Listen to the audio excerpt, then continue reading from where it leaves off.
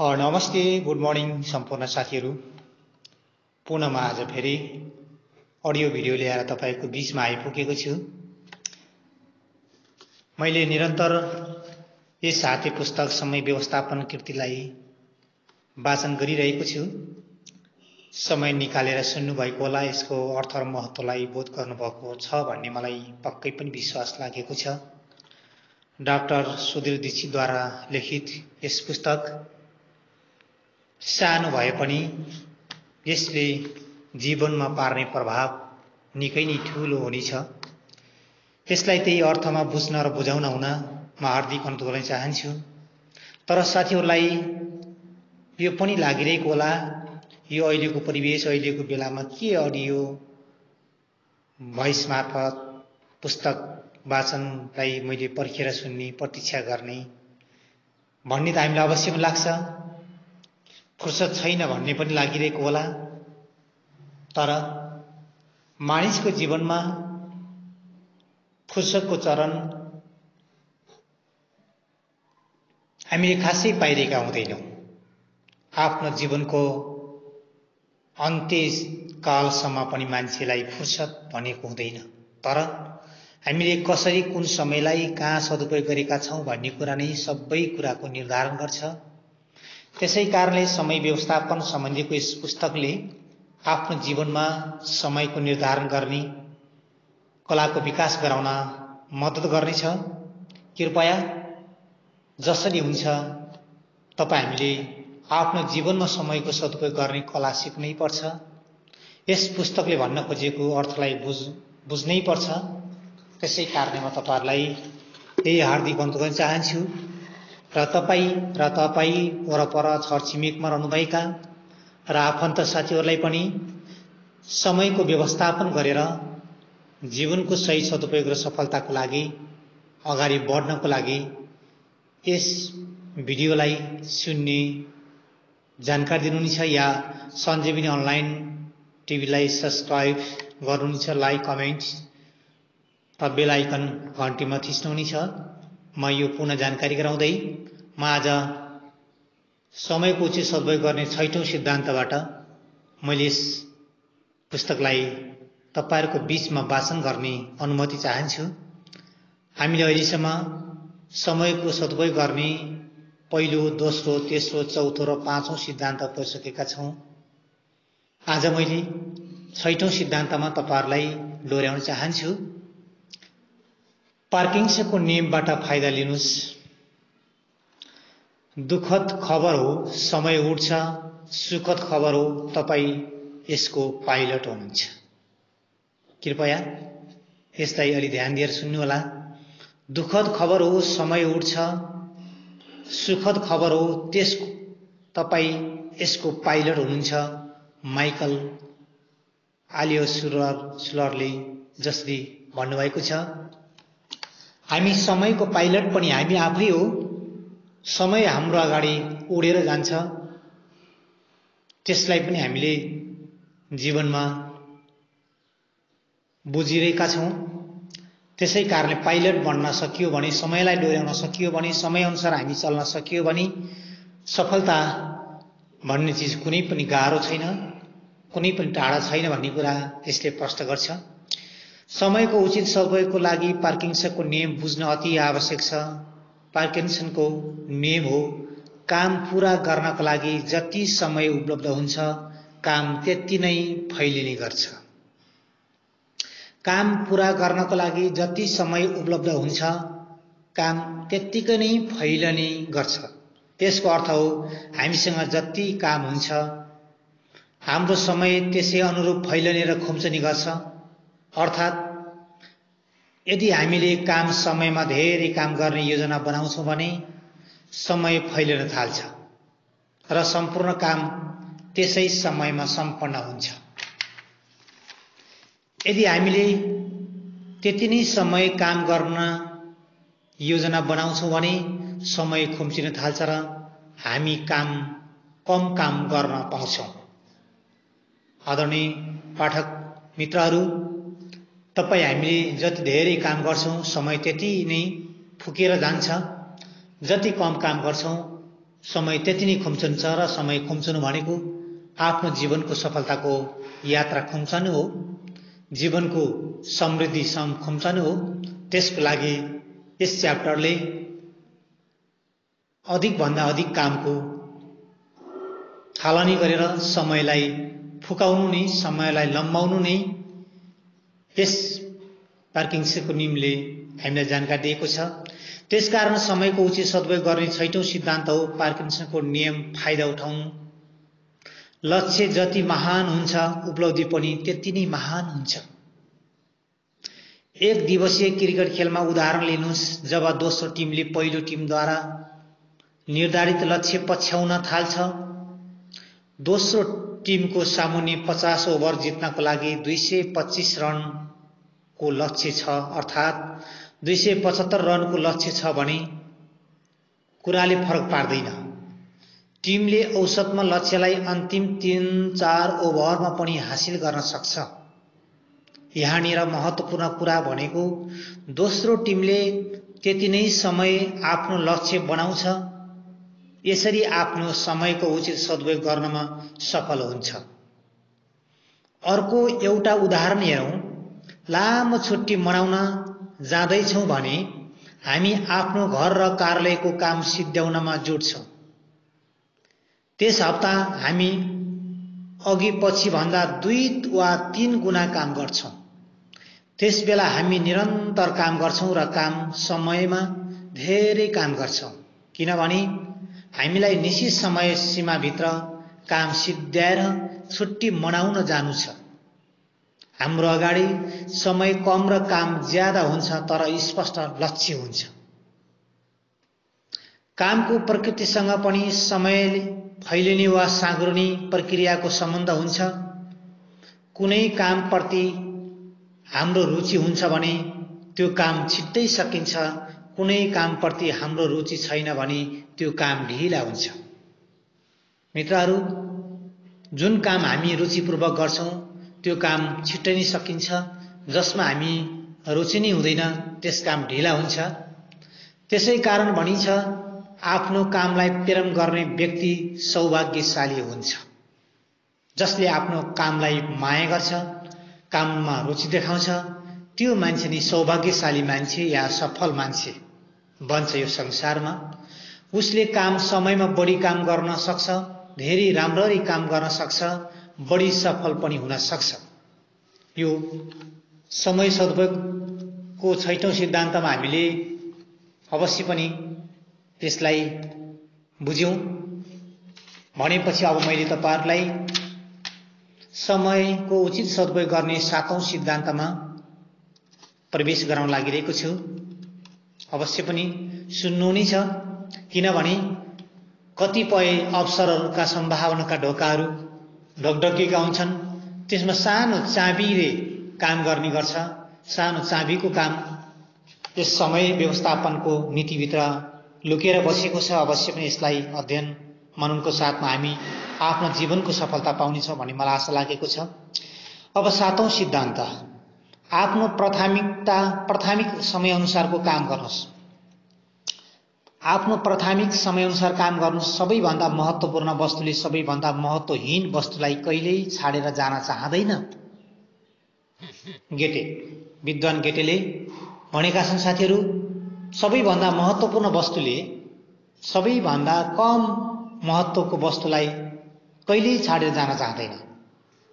टेलिभिजनमा राति 8 बजेको विज्ञापन दर बाँकी समयको तुलनामा बढी हुन्छ। विज्ञापन उति नै समयको हुन्छ, तैपनि मूल्य बढ्न जान्छ। मूल्य बढ्नुको कारण विज्ञापनको मुख्य समय प्राइम टाइममा प्रसारित हुने भएकाले हो। यसैगरी तपाईका लागि पनि दिनको 24 घण्टा एकै नासको हुँदैन। दिनको कुनै खास समयमा तपाईको ऊर्जा, विचार शक्ति, उत्साह र कार्यक्षमता बाँकी समयको तुलनामा बढी हुन्छ। यो नै तपाईको मुख्य समय हो। बढी जसो मानिसहरूको लागि बिहानको समय मुख्य हो। त्यस बखत उनीहरू जति ठूलो र कठिन काम पनि 1 मिनेटमै गर्न सक्छन्। मुख्य समय प्रत्येक व्यक्तिका लागि फरक हुने गर्छ। कयौंको लागि राति मुख्य समय हुन सक्छ भने कयौंको लागि दिनको मुख्य समय बिहानको होस् वा रातको महत्त्वपूर्ण कुरा भनेको यसलाई चिन्न सक्नु हो। मुख्य समय चिनेपछि तपाईले समयको उचित सदुपयोग गर्न सक्नुहुनेछ। आफ्नो सबैभन्दा महत्त्वपूर्ण अर्थात् रचनात्मक काम यसै समयमा गर्नुहोस्। त्यसबेला काम राम्ररी र छरितोसँग हुन सक्छ। आफ्नो मुख्य समय छुटपुट काम गरेर बर्बाद नगर्नुहोस्। छुटपुट काम त तपाईले अरू समयमा पनि गर्न सक्नुहुन्छ। त्यसैले समयको उचित सदुपयोग गर्ने सातौं सिद्धान्त हो आफ्नो मुख्य समयमा काम गर्नुहोस्। बिहान तपाई बढी फुर्तिलो ऊर्जावान र ताजगी हुनुहुन्छ भने त्यही समय तपाईको मुख्य समय हो। यदि तपाई दिउँसो थोरै समय निदाउनुहुन्छ भने एकै दिनमा 2 बिहान प्राप्त हुन सक्छ।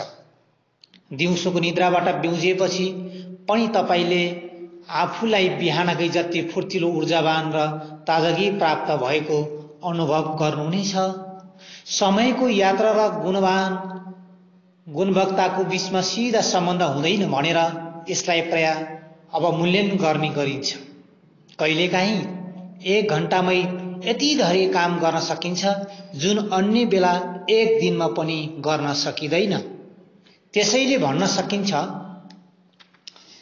समयको मात्राको तुलनामा त्यसको सघनता र गुणवत्ता बढी महत्त्वपूर्ण हुन्छ। कामको लागि धेरै घण्टा महत्त्वपूर्ण हुँदैन, बरु निश्चित र सघन समय महत्त्वपूर्ण हुन्छ। सघन समय काम गर्नका लागि पूर्ण जोशमय, जागरपूर्ण र ऊर्जाशील होस्। दिनको 8 घण्टा काम गर्ने लक्ष्य राखेको व्यक्ति सफल हुँदैन। दिनमा 8 वा 9 वटा काम गर्ने लक्ष्य भएको व्यक्ति सफल बन्छ। प्रिय पाठक वृन्द, यहाँ महत्त्वपूर्ण वाक्यांश दिएको छ। दिनको 8 घण्टा काम गर्ने या दिनभरि व्यस्त बिजी हुने कुरा महत्त्व होइन, बरु दिनमा कतिवटा काम सम्पन्न गरियो भन्ने कुरा नै महत्त्वपूर्ण छ भनेर यस वाक्यले कोड गरेको छ। अवश्य पनि हो, 2 व्यक्तिबीच खासै फरक छैन। पहिलो व्यक्ति समयको मात्रालाई महत्त्वपूर्ण मान्छ भने दोस्रो व्यक्ति समयको गुणवत्तालाई। त्यसैले उनीहरूको सफलता फरक पर्छ। निष्कर्षमा भन्न सकिन्छ एकै दिन पनि व्यक्तिपछि मुख्य समय फरक हुँदो रहेछ। सफलताका लागि आफ्नो मुख्य समय पहिचान गरी सबैभन्दा महत्त्वपूर्ण काम त्यस समयमा गर्नुपर्छ। समय प्रशस्त हुँदैमा काम छिटो र सहजताको साथ हुँदैन। अल्प समयमा पनि धेरै काम गर्न सकिन्छ। पाठक वृन्द, मैले तपाईहरुलाई यो सातौं सिद्धान्त एउटा पाठ गरेँ, जसले हामीलाई अवश्य पनि समयको ऊर्जावान क्षणलाई हामीले प्रयोग गर्न सक्यो भने धेरै काम गर्न सकिन्छ, आफूले सफलता प्राप्त गर्न सकिन्छ। कुन समय तपाईँ हाम्रो जीवनको लागि उपयुक्त र ऊर्जावान हुन्छ भन्ने कुरा पनि थाहा पाउन सक्नु पनि एउटा समयको सदुपयोग गरेर जानु हो। त्यसै कारण यो सातौं सिद्धान्तले हामीलाई यही शिक्षा दिएको छ। अब यसपछि म 8औं सिद्धान्त, समयको उचित सदुपयोग गर्ने 8औं सिद्धान्त तपाईहरुको बीचमा राख्न गइरहेको छु। 1 घण्टा मात्रै पनि समय बर्बाद गर्ने दुस्साहस गर्ने व्यक्तिले जीवनको मूल्य बुझ्न पाएको हुँदैन। चार्ल्स डार्विन, वैज्ञानिक चार्ल्स डार्विनले तपाईहरुलाई सन्देश दिएका छन्। 1 घण्टा मात्रै पनि समय बर्बाद गर्ने दुस्साहस गर्ने व्यक्तिले जीवनको मूल्य बुझ्न पाएको हुँदैन भनेर वैज्ञानिक चार्ल्स डार्विनले जीव विकासको वैज्ञानिक हुन्, जसले तपाईहरुलाई वाक्यांशले धेरै सन्देश प्रेषित गरेको छ। अव्यवस्थित जीवनले हाम्रो अगाडि कैयौं कठिनाइहरू उत्पन्न गरिदिन्छ। यसमध्ये एउटा कठिनाइ हो नचाहँदै पनि समय अनावश्यक बर्बाद भइरहेको हुन्छ। समय बर्बाद हुनुमा हामी आफै दोषी हुन्छौं। त्यसैले समयको उचित सदुपयोग गर्ने 8औं सिद्धान्त आफैलाई व्यवस्थित गर्नु हो। अव्यवस्थाको सबैभन्दा राम्रो उदाहरण हो कुनै कागज र फाइललाई नमिलाई राख्नु। एउटा अनुमान अनुसार अफिसमा काम गर्ने मानिसले कुनै कागज वा फाइल खोज्नको लागि प्रत्येक दिन लगभग 30 मिनेट समय बर्बाद गर्छ। आलस्य र हतारको कारण हामी सामान सही ठाउँमा राख्दैनौं। अफिस र घरका कागजात छ्यासमिस पारेर राखिदिन्छौं। अन्त्यमा हामी त्यस चिजलाई आफूले राखेको होला भनेर नसोचेको ठाउँमा पाउँछौं। अव्यवस्थाको एउटा अर्को रूप हो बिमारी। असन्तुलित भोजन, अनियन्त्रित निद्रा, चिन्ता, तनाव र हानिकारक पानीबाट हामी आफै बिरामी डाक्छौं। यदि समयलाई उचित सदुपयोग गर्नु छ भने हामीले व्यवस्थित जीवन जिउनु पर्छ। बिरामीको कारण हामी धेरै दिन खेर जान सक्छ भनेर सधैँ याद राख्नुपर्छ। यस्तो समय हामी कुनै रचनात्मक वा चुनौतीपूर्ण काम गर्न सक्दैनौं। बिमारीका कारण समय खेर जानु ज्यादै दुःखको कुरा हो। त्यसकारण सन्तुलित आहार तथा नियमित व्यायामबाट धेरै जसो बिरामीबाट बच्न सकिन्छ। अवश्य मित्रहरू, हामीलाई समयमा हामीले आफूलाई चिन्न नसक्दा, समयको व्यवस्थापन गर्न नसक्दा, अस्तव्यस्तताबाट अगाडि बढ्दा हुने बिमारीकै कारण पनि हामी समयलाई धेरै मारिरहेका छौं, जसबाट हामीले जीवनमा गर्न सक्ने प्रगतिलाई बाधा पुगेको छ भन्ने खोजिएको छ। यसमा अव्यवस्थाको अर्को रूप हो आवश्यकता भन्दा बढी वा कम भोजन गर्नु। बढी खाना खाएपछि हामी सुस्त हुन्छौं। हाम्रो एकाग्रता, ऊर्जा कम हुन्छ। यसले गर्दा हाम्रो काम राम्ररी हुन सक्दैन। आवश्यकता भन्दा पनि बढी भोजन गर्नु पनि अव्यवस्थाको एउटा रूपमै मानिन्छ। अर्कोतिर आवश्यकता भन्दा कम खाना खानु पनि ठीक होइन। कम भोजनले कमजोरी हुनुको साथै रिङ्गटा लाग्न थाल्छ।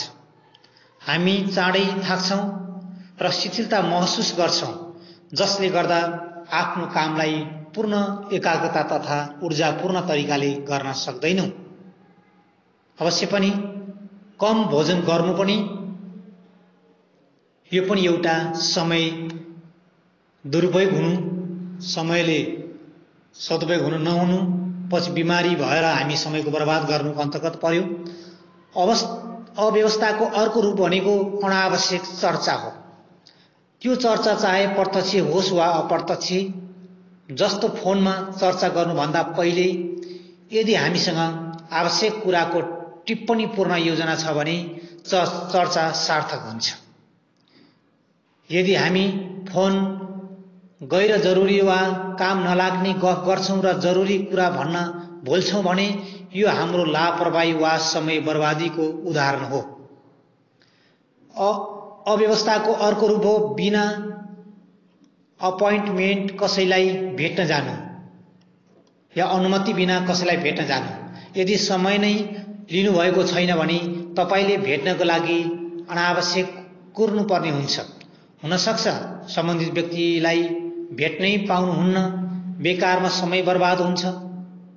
एउटा कुरा ध्यान राख्नुस्, यदि दिनचर्या व्यवस्थित छ भने तपाईको जीवन व्यवस्थित हुन्छ। जीवन व्यवस्थित छ भने तपाईलाई सजिलै समयको उचित सदुपयोग गर्न सक्नुहुनेछ। अवश्य पनि यो समय सदुपयोगको 8औं सिद्धान्त तपाईहरुको बीचमा मैले राखेँ। मैले आज यस भिडियोमा यही 8औं सिद्धान्तसम्म मैले सुनाउन सक्ने छु, किनकि सुनाएको कुरा त्यसलाई बोध गर्नु नै सबैभन्दा ठूलो हो। सबै यसलाई च्यानललाई सब्स्क्राइब गर्नुहोला र समय व्यवस्थापनको यात्रामा अगाडि बढौँ। धन्यवाद।